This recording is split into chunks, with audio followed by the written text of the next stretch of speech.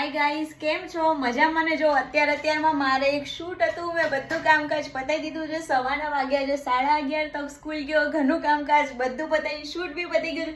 હું એટલી ખુશ થઈ જાઉં ને ગાઈસ, મારું કામ પતી જાય તો. અને બીજી ખુશી મારા મોઢા પર આટલી બધી શેની છે ખબર છે? વેકેશન ક્યારનું પડ્યું છે, પણ તક જતો તો સમર કેમ્પમાં તો આપણે ક્યાંય મતલબ ફરવા એકવાર જઈને આવી ગયા છીએ, પણ પિયર હજુ નતા ગયા. તો પિયર જવાની ખુશી તો બસ નેક્સ્ટ લેવલ જ હોય. ડાન્સ કરો, નાચો. હવે આ અઠવાડિયું છેલ્લું છે, આ શુક્રવાર સુધી આને છે સમર કેમ્પ, એટલે હવે આ રવિવારે આપણે પહોંચી જવાનું છે પિયર.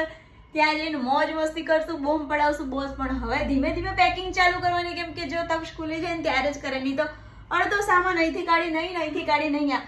ત્યાં જઈને જોઉં ત્યારે ખબર પડે કે ઓ સામાન તો બધો ઘરે રહી ગયો.